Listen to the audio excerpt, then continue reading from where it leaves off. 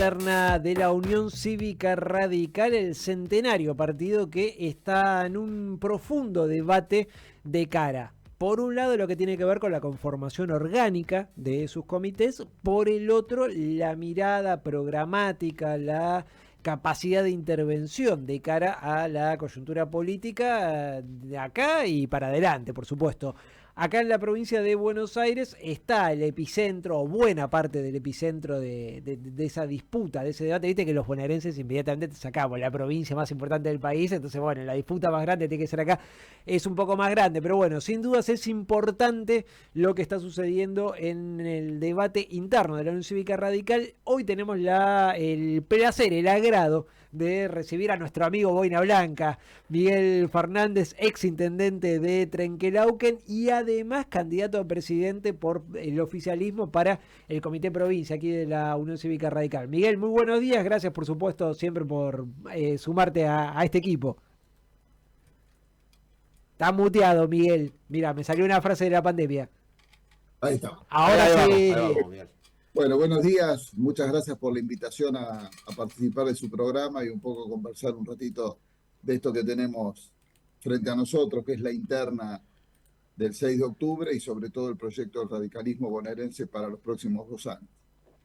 Miguel, a ver, ¿por qué crees que los correligionarios, las correligionarias, tienen que elegirte como candidato, como presidente del Comité Provincia de la UCR? Básicamente diría que represento a un colectivo de intendentes y exintendentes, más de 20 intendentes en funciones, más de 50 exintendentes que acompañan un proyecto que tiene que ver con un radicalismo con una fuerte identidad bonaerense y con mucho anclaje territorial, ¿no? Los que hemos pasado por la gestión, el orgullo de haber sido intendente de mi pueblo y haber presidido el foro de intendentes durante 4 años, nos da una perspectiva quizás distinta a de lo que significa la política y cuáles son las necesidades de la gente en cada una de nuestras ciudades, de nuestros pueblos, tan característicos, ¿no? O sea, esto de haber puesto el cuerpo y la cara permanentemente, en mi caso durante 8 años, para atender las necesidades de nuestros vecinos y lograr el desarrollo de nuestras comunidades, ¿no? Así que creo que eso representamos nosotros para este proyecto que por supuesto hay que construirlo, hay que dar vuelta a la página y empezar con un nuevo radicalismo bonaerense que, insisto, siempre en todos mis discursos, creo que la provincia está necesitando fuertemente un radicalismo vivo, un radicalismo potente, un radicalismo con voz, con posiciones firmes desde lo político y desde lo que tiene que ver con la gestión, ¿no? Así que en eso estamos, ese es nuestro proyecto en definitiva. Miguel, una paradoja para mí que supongo que en una elección interna se pone más de manifiesto, tal vez para vos no lo sea, es que el radicalismo es tal vez el partido que más afinada tiene su institucionalidad, ¿no? Uno ve en los procesos de elecciones internas, el comité, la junta, la otra vez cuando 5 diputados votaron diferente en un aspecto, se abrió un procedimiento, uno ve, digamos, siempre una cuestión muy armada de muchísimos años donde la vida interna del partido está muy pautada, muy regulada por un montón de mecanismos, a diferencia de, creo yo, de la mayoría de los demás, o en un grado mayor, por lo menos al menos. Y sin embargo después aparecen un montón de situaciones donde vemos radicales en las posturas más disímiles y así y votando diferente. ¿Cómo se compatibilizan estas dos cosas? Es decir, ¿cómo puede o cuál es la explicación de que un partido que tenga tan aceitados sus mecanismos de decisión y de debate y de organización interna para adentro, después para afuera albergue posturas tan encontradas? Y me parece que ahora en relación al gobierno nacional se está viendo muchísimo más. Sin ninguna duda. Nos estamos contagiando mal de algunas cosas que no deberíamos contagiarnos. El partido, vos lo dijiste muy bien, tiene algunas particularidades, tiene una larga vida institucional, más de 130 años, tiene una organicidad que nos permite, entre otras cosas, resolver estas discusiones mediante una interna si no es que se logran los acuerdos necesarios. Y claramente, para mí en particular, el partido tiene que tener una característica que es en la organicidad, que se discuta muchísimo, puertas adentro, en el caso de la legislatura o del Congreso, discutir todo lo que hay que discutir dentro de nuestro partido, pero que al momento de votar vayamos con una posición uniforme. Eso es lo que primero, para mí, da la fortaleza de un partido político.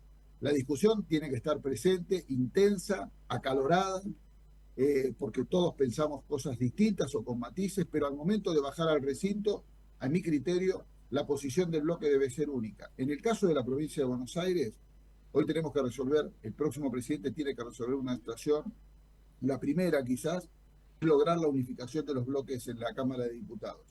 Senador está bien organizado, pero en Senado tenemos en diputados tenemos 2 bloques. Sí. Eso hay que resolverlo como primera medida.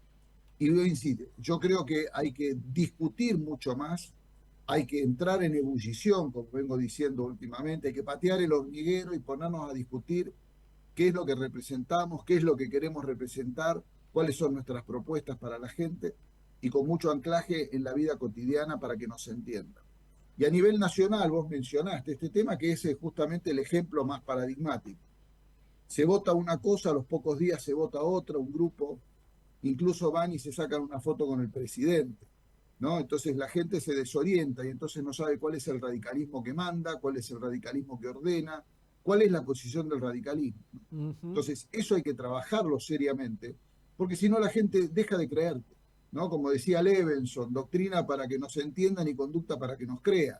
A ver, para mí esto es el pilar, el ABC de un partido político, y los libres pensadores son bienvenidos, pero tienen que ser orgánicos y tienen que discutir sin temor adentro, y después democráticamente en el bloque se decide cuál es la posición del partido. Y ahí, agrego esto para cerrar, hay una interacción, en el caso provincial es más potente todavía, hay una vinculación directa en esta articulación entre las autoridades políticas del partido, el bloque legislativo que tiene sus autoridades, que las deben elegir los legisladores y que ahí tiene que haber liderazgo, por supuesto, y el foro de intendentes.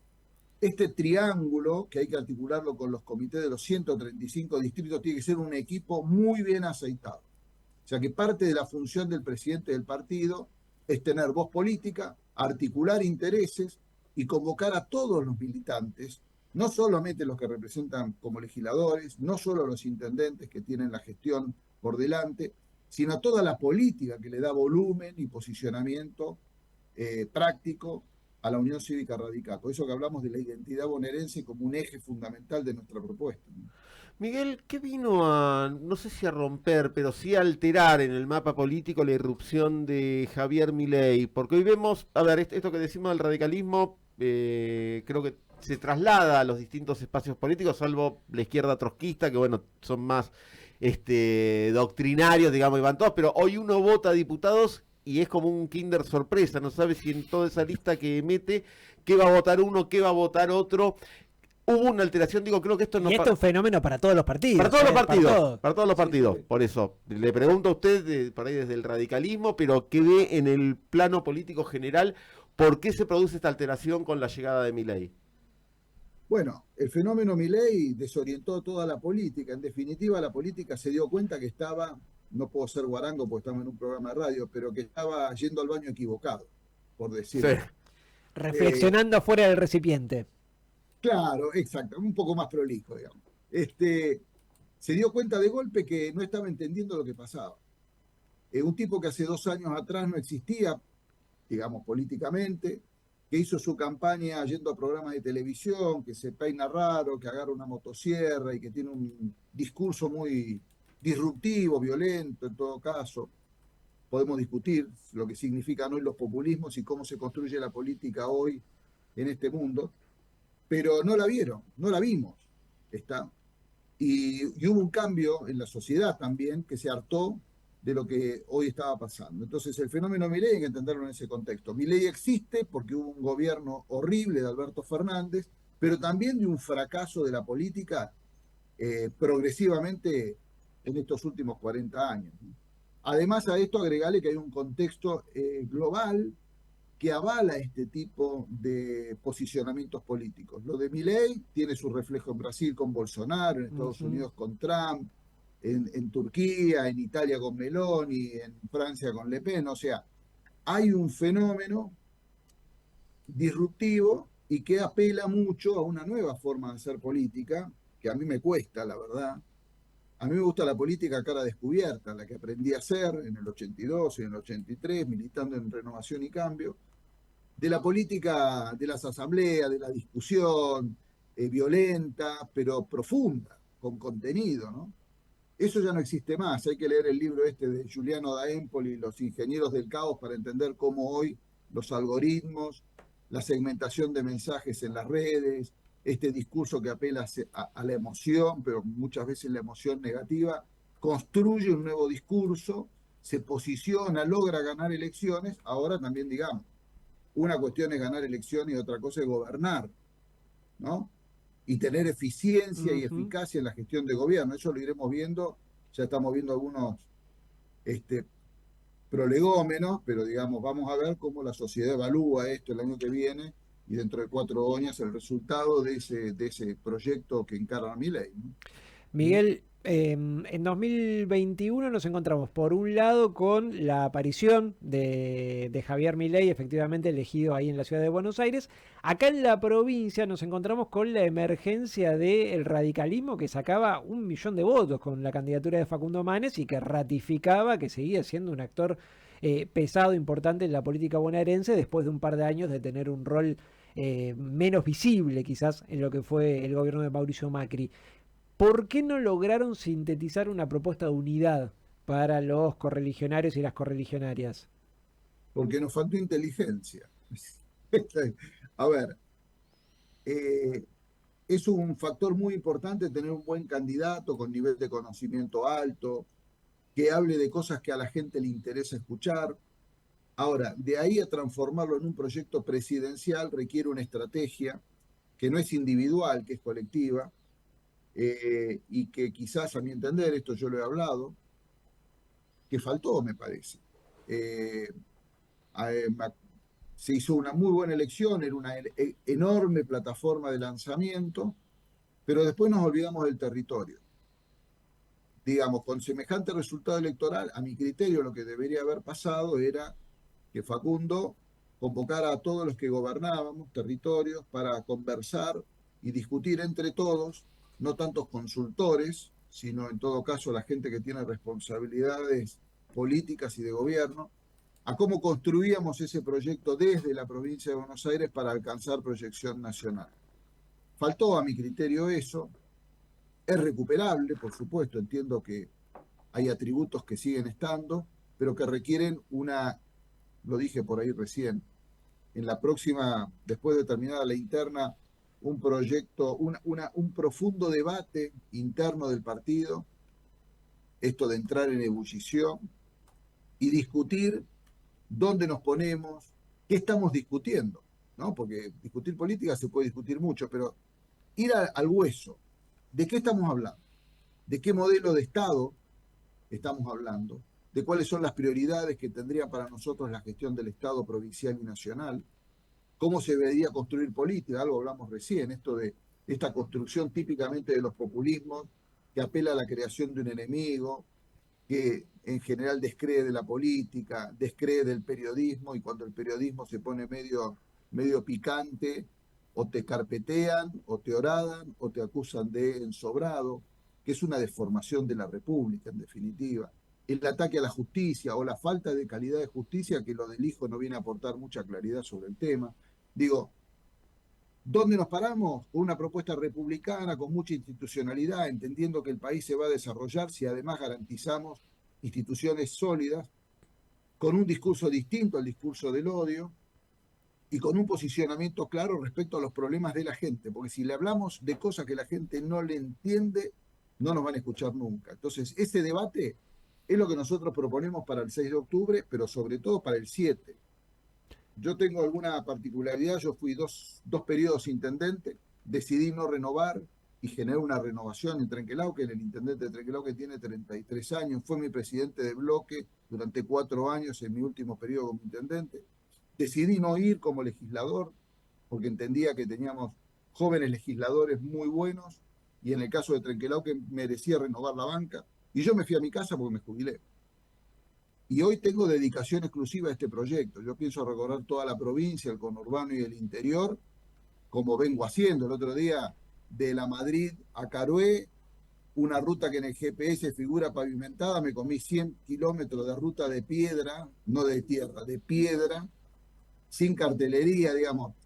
Patear la provincia significa vincularte con los problemas de la gente, ¿no? Y ese es un poco el proyecto y lo que creo que hay que empezar a discutir para que el radicalismo recupere el lugar que tiene que tener.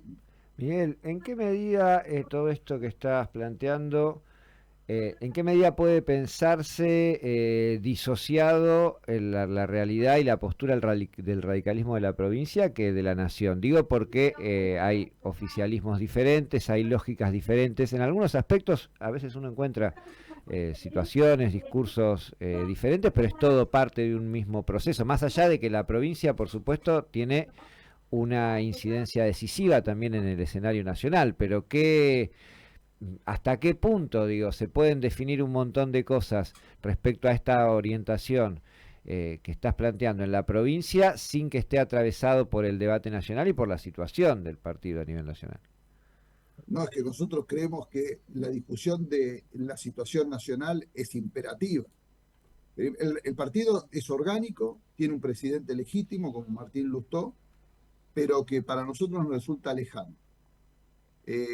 Digamos, hoy un problema que tiene el radicalismo es una falta de liderazgo claro de parte del Comité Nacional. Y cuando nosotros contrastamos nuestro proyecto, decimos que no queremos que el radicalismo de la provincia de Buenos Aires se someta o dependa de un joystick que maneja el radicalismo porteño. ¿Cómo es ese cronograma? Discúlpame el desconocimiento. ¿Se hacen elecciones ahora en la provincia y a nivel nacional se hacen con cuánta diferencia? Falta. O sea, mira, no tengo presente ahora, yo creo que no es este año 2024.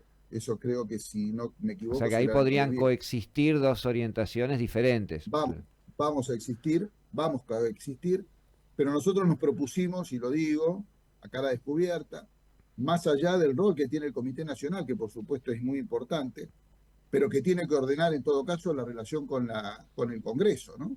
El propio presidente del Comité Nacional vota en contra de su bloque en senadores. O sea, hay evidentemente un problema, pero nosotros queremos relacionarnos de manera muy importante, y va a ser parte de la gestión nuestra, la relación con los comités provincias de cada una de las 23 provincias restantes y relacionarnos con los gobernadores. Hay como dos miradas distintas. De los radicales que tenemos experiencia de gestión, un radicalismo de gestión que tiene que ver mucho con el interior, no solo el interior de la provincia de Buenos Aires, sino con el interior del país respecto a lo central, ¿no? En todo caso a la capital o al Comité Nacional. Y trabajar desde esas responsabilidades compartidas en un proyecto nacional. No dejamos a nadie afuera, todos son bienvenidos, pero la verdad que nadie se somete a nadie, y nosotros queremos como bonaerenses sacar pecho. Por ahí lo dijeron ustedes. El radicalismo en la provincia de Buenos Aires es la provincia más grande de la Argentina. Y la voz del radicalismo bonaerense tiene que articular con los 5 gobernadores y con los 23 presidentes de los comités radicales de cada una de las provincias. Y discutir cuál es el modelo que nosotros le vamos a proponer a la sociedad, fundamentalmente de acá al 2027, ¿no? Tenemos que tener claro esto, y para muchos es una epopeya, para muchos es un delirio, pero a mí es algo que es absolutamente necesario si el radicalismo quiere recuperar protagonismo, seriedad, razonabilidad en la forma en que ejerce la oposición. Nosotros hoy somos un partido de oposición. Y la oposición se puede ejercer de manera descabellada o de manera razonable. Y a nosotros nos gusta más la forma de la razonabilidad en la política. Y habrá que apoyar cosas, habrá que modificar cosas para apoyarlas después, habrá que rechazar cosas de plano. Y eso requiere una discusión previa, un posicionamiento claro y un partido unido atrás de un proyecto. Bien, Miguel, le agradecemos muchísimo el tiempo que nos ha dado y ya lo liberamos, ya estamos cerca del mediodía, no sé si ya está por comer eso, así que... Por subirse a No, algún auto para ir a algún lado. Estoy en un acto, hoy se celebran 30 años de la creación del Polo Ambiental acá en Trenquelauquen, y estábamos festejando eso, yo con el intendente actual, con exintendentes de distintos signos políticos. Déjame decirte esto, Trenquelauquen Sí, a nosotros nos llena de orgullo porque es una ciudad que ha tenido políticas de Estado en desarrollo territorial, generación de suelo urbano, políticas ambientales, políticas de salud. Somos un municipio, entre comillas, medio soviético. La municipalidad hace todo Ujú. Qué y definición nos está sí, aparentemente dando. sí, sí, bastante linda bien. definición. ¿Eh? Linda ¿Eh? definición. Es que, ¿sabes qué pasa? Que en el interior no hay muchas empresas que vengan a dar servicios con un concepto de rentabilidad. Claro. Entonces, los municipios se terminan transformando en los gestores de todo lo que hace falta. Trenquelauquen tiene un hospital de alta complejidad municipal con hemodinamia, con terapia intensiva, con neurocirugía y lo banca el municipio.